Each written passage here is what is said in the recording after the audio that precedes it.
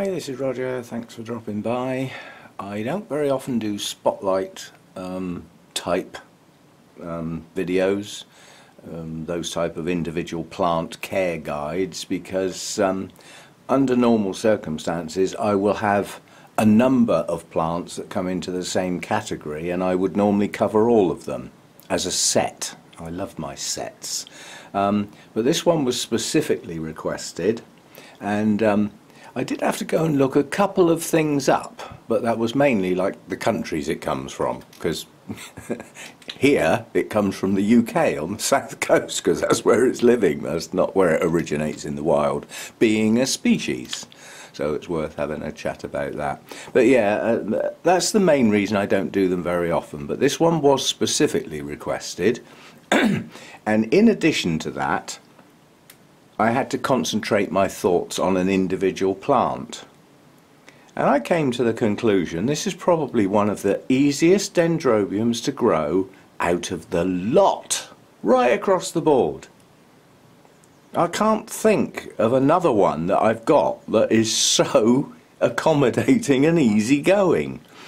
It does grow quite big though. Word of warning, if you're going to rush out and get one, it can grow quite large, as we will see. Right, so Dendrobium hercoglossum. One of my favourite blooms. They're not large, they're delicate. They have an elegance, a delicate elegance about them, and it still stays up as one of my favourite dendrobium blooms. They don't last ages, but my plant, because it's got so big, blooms over quite a long period of time, and will often have a couple of flushes out of season, sort of later in the season. But no guarantee. It did last year, had a little flurry after all the others had dropped. It's got a strange growth pattern, but first of all, where it comes from. You're starting off at Myanmar and then going all across places like Thailand, across to Vietnam, into southern China, down into Malaysia, Philippines. So it's that region, which quite honestly is where most of the dendrobiums come from. But some of them are quite specific and only come from certain plants. This sounds like it's common as muck, because it comes from practically all of that set of countries. But how common it is in the wild, you try finding that information out. You know, if you go for a walk in the forest outside your village, are they hanging off every tree? Or have you got to search for weeks to find one? You see what I'm getting at? Just because it comes from lots of countries, it doesn't mean there's lots of them there. I mean, I don't know how rare it is in the wild. In cultivation, it comes up. You might have to search, and it might be hard work in the States. It's like I've said, all dendrobiums in the States, unless they've been mass-produced, hybridized, cloned or whatever, have come from the Far East. That's where they come from, so they've travelled a bit, so they might cost a bit. And some of the nurseries might just think it's not worth it. So dendrobiums may be a bit thin on the ground in the States. Yeah, that's just the way it goes. Anyway, as far as temperature ranges are concerned with this one, tolerant it is. The main thing I have noticed is that it's found in places where it heads on up to 30 during the day, and even in the winter gets up into the 20s. It's not a cold winter. Yeah, so get that cold winter rest straight out of your head with this one. Lows in the winter, which would vary depending on elevation, are listed as around 13-14 degrees. Yeah, that's not cold, not by any means. But the main difference is in the summer months, the growing season months, when it rains quite a bit, the difference between the daytime temperature and the nighttime temperature is not that much. Doesn't drop down a lot at night. However, in the winter and early spring months, the difference between daytime and nighttime is quite dramatic. Now that may be important, yeah? The difference between the day and night. It's like a chill, but without staying cold all the time. You know, there's some of the dendrobiums come from so high up that their daytime temperatures are low and their nighttime temperatures are heading down towards freezing. Not this one. It also seems to be commonly found in areas where there's streams. So it obviously likes a bit of humidity, but then most tropical orchids do. You know, you could almost take that as read. But if it has a preference for areas with streams, perhaps this one likes a little bit more. Mine gets what it's given, quite honestly. So that's temperature ranges. All dendrobiums need reasonable humidity. They don't come from desert areas. I mean, this one comes from the larger leaved evergreen forests. Yeah? Well, I can't find any information about it growing out the tops of the trees. So if it comes from those sort of areas, how much light does it need? And the answer is not a lot. You might get glimpses of sunshine in through the tree canopy, but unless it grows right out the tops of the trees, and there's certainly no mention of that very high light requirement, then, you know, it's going to get a pretty even light throughout the year. If it's coming from evergreen areas, the leaves don't drop. So it's not going to get that really bright light in the winter that some of the other dendrobiums get. You're sort of getting a picture. This is pretty easy going, this one. It doesn't need lots of chopping and changing and special treatment. Now, when I got it, several places I looked up, drier in winter. Well, yes, it's a dendrobium, we take that as read. Now you can scratch that straight away. I watched my plant. Now, okay, it was a young plant in those days and didn't have, bearing in mind I've probably over the years cut quite a lot of canes off and I'm still left with this. But my new growths came on this and I looked at them when they went into the autumn, and they were still producing new leaves. So I kept the sort of water going a bit and got into December and they were still producing new leaves. And I thought, well, if I withhold water and feed, these are going to stop growing. And that's obviously not what it wants to do. So my initial reaction was, it's out of season. Next year it'll be fine and it'll behave properly. Well, it's behaved like that ever since, and there's more. These are the latest growths, the ones that point upwards and are only just starting to keel over. There's a couple escaped round the back here, not quite sure how that happened. But these are last season's growths. They're still growing, yeah? So that's blatantly obvious that if that's last year's growths, they've grown on through the winter and not stopped. So do I feed and water this in the winter? Yes, it's growing. Oh, everywhere you look, there's new leaves forming. On not an odd cane, on all of last season's growth, they're still growing. Now when we get a bit lower down, we get to the previous season's growth.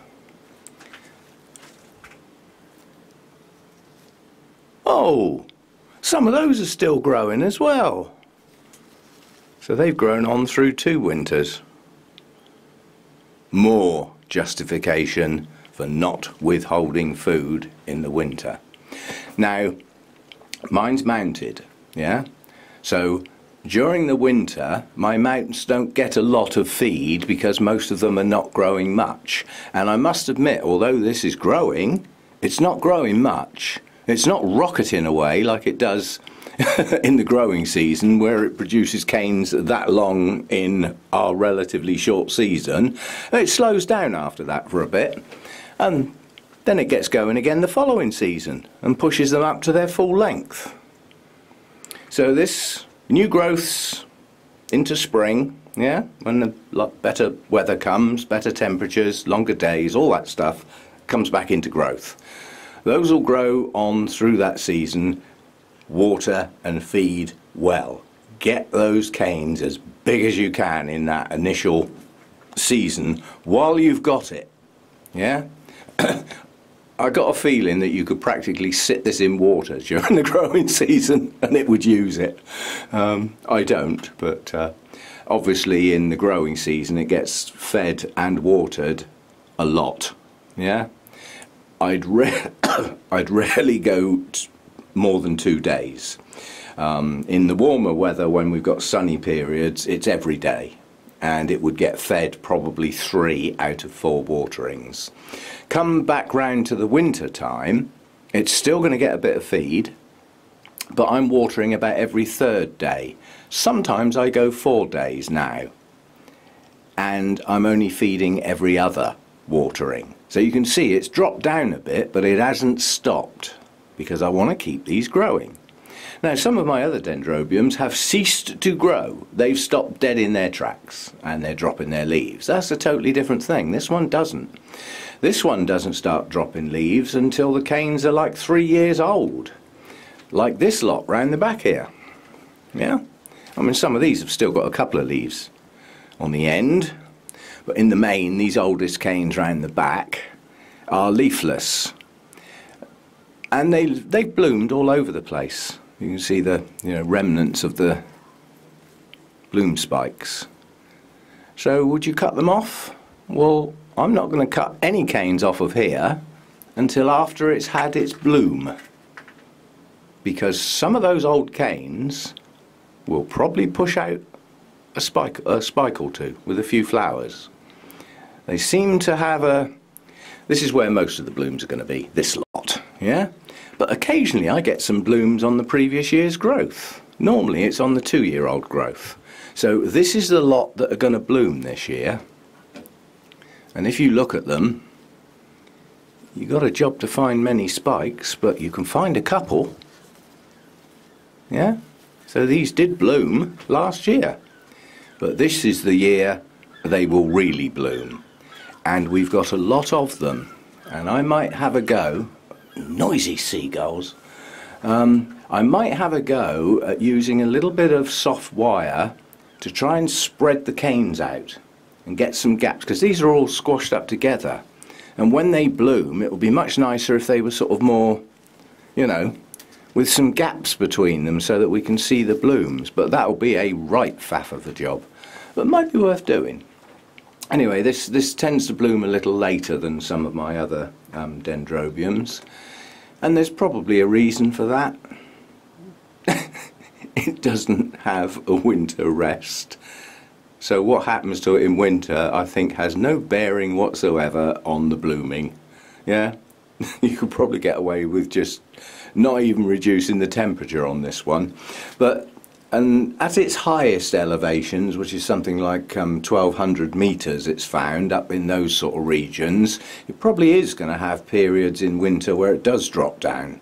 Yeah? Which all I'm concerned about is the fact that if it can take that, then it's cool tolerant. And providing it's not dripping wet, could probably get quite cold and still live and be okay. Doesn't have to, but it could. And again, 27 degrees for a maximum daytime temperature in that area, I think is a little underestimating. I think there's areas there where it gets a trifle warmer than that during the day. But it's going to do it in the growing season, the rainy season, so it's very high humidity. Yeah. So anyway, that's it really.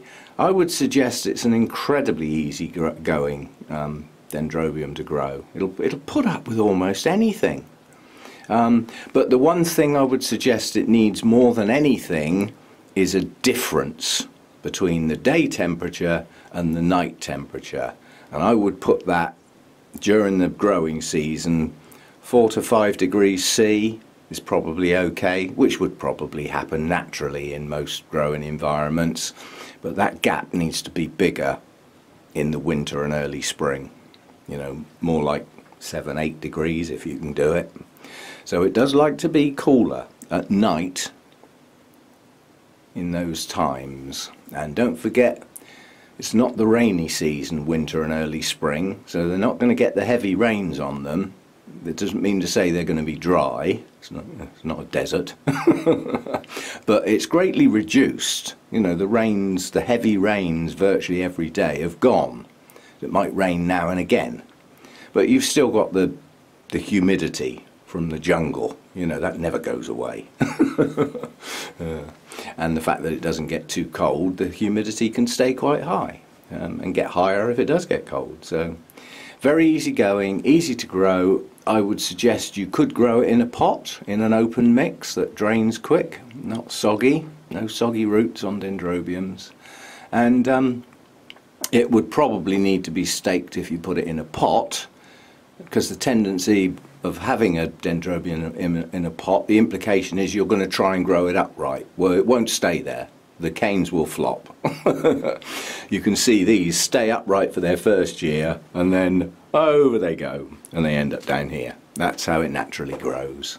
An open basket hung up would be good, because then it could flop over all the sides and get quite a nice even shape to it, possibly.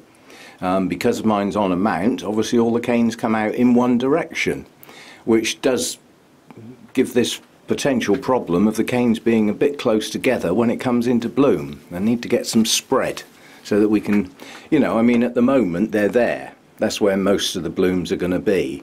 Wouldn't it look so much better if they went from there across to there by spreading them out and getting them more even? So I might have a go at that this year and put on a bit of a show, because it does bloom well, always has done. Go on, make me a liar and don't bloom this year, I dare you. Anyway, that's about it. Temperature ranges, part of the world it comes from. The highest elevation I found listed anywhere for this was 1260 metres. So not ridiculously high, but quite high, and certainly cooler at that height than it would be down at, you know, 500 metres or 100 metres, for instance. And it has been recorded at quite low elevations as well. So it's temperature tolerant, simple as that. You know, when it can cover a range of elevations like that, then it's not that fussy. Yeah, so that's good. So if you come across it and you fancy Dendrobiums, it's an easy one. But open basket so that the canes can flop over and be pendulous, and that would look good. Pot, you'll probably have to stake it or hang it so that it can flop over, because it's going to flop over whatever you do unless you stake every single cane. Yeah, or mount it, obviously. The care would vary depending on that, because if you're going to put it in an open basket, it's going to need some media. It's not going to grow bare rooted. You just have to put in so much work effort for a bare rooted one to keep it hydrated in the growing season. So it would need some media, and it would still need to drain so that it dries quickly. More for the winter than the summer. As I said, you could probably stand it in water in the summer and it'd be fine. It just grows so vigorously. So there you go, Dendrobium hercoglossum. I've got others that could be classed as similar, but none of my Dendrobiums are the same. This is an odd one because of that growth pattern of being vigorous and growing long canes, but taking 2 years to do it. Your nobelies don't do that, do they? Your nobelies are vigorous. They can grow a 2-foot cane, sorry, 2/3 of a metre-ish cane in a single growing season. But at the end of that growing season, it's done. Yeah? Things like a phyllum, a nosmum. They can grow canes over 1 metre long in a single season, but then they're done. They've finished. Yeah? This one doesn't. It carries on. So it's a bit different and a bit special. And I didn't know that when I got it. I found it out by watching the plant. So there you go. The last look at the blooms. And this year when it blooms, I must remember, I'm starting to do it, but I keep forgetting. With blooms, you always try and do this, don't you? Yeah? Has anybody seen all of my Laelia anceps in bloom? The whole plant? No. It's like this little Tolumnia. We come over here, we look at the blooms, don't we? Do we ever back up and take the shot of the whole plant with the blooms? And I very rarely do, but I'm trying to remember to get a shot of the whole plant when it's in bloom, and store them separately so that I've got them. And again, you know, with this one, the picture I've got of the blooms is a close-in shot. So nobody, unless you've followed the channel and seen it on a video, has ever seen this in full bloom in a photo, because I haven't taken one. So I'm going to start doing that this year. Anyway, I've been waffling on long enough, and we are PM, so after lunch, and I can safely say that my first cup of coffee this morning, because I was bleary-eyed in my dressing gown, I opened the back door and walked outside in the back garden, and the cat came with me, and I thought, what the hell have I come out here for? I don't smoke, and went back in again. And one other time, after I'd had my breakfast and got myself another coffee, I literally walked towards the kitchen door. So it shows what the habit is. The habit wasn't needing the cigarette, it was going to the back door and going out. So far so good. No twinges, no desperate need, no shaking, no no bad tempers yet. So I think I'll be okay. If I get through today, quite honestly, I'm done. That's it. You know, I'm a non-smoker then. The hard bit will be when, you know, Hannah comes down. If she doesn't give up, then I'll have cigarettes around the house again. Could be tempted, but we shall see. Anyway, Dendrobium hercoglossum, a very easygoing dendrobium. A little bit of thought, but not a lot. And like most orchids, no soggy roots. Yeah. In the growing season, probably best not to let it dry. Just keep pouring it in there, it'll use it. Yeah. And in the winter, mine does get dry in between watering. But you know, that's probably what would happen naturally anyway. So good one to have a go at, but you're going to need some space. I mean, I didn't realise it was going to get quite this big when I got it. Because when I got it, it had quite small canes. And then it grew canes like that in the first season. And I thought, oh, that's okay, that's not too bad. But then I realised at the end of the first season, it hasn't finished yet. They're still going to get bigger and bigger. 2 seasons growth on each cane. So, yeah. There we go then, that's that one. I can't think of anything I've missed. If you're going to put it in a pot, make sure it's a well-drained mix. I mean, it can go in inorganic, I suppose, but you'd have to keep up with the watering in the summer. If you put that in pebbles or something like that, you probably need to water it twice a day. Yeah. Lava rock would hold some more moisture a bit longer. Yeah. And certainly if it was small pieces, it wouldn't be too bad, but again, you're going to need to water it. Same on amount, you've got to keep up with it. Whereas if it was in an open basket, you can dunk it. I mean, you can dunk a mount, I suppose, but anyway, as I say, whatever you choose to grow it in, make sure it doesn't stay wet too long and keep the roots soggy. That's about the only thing I can think of that would probably take this one down. As with many other orchids, that's not unique to this one. Right, see you next time. Bye for now.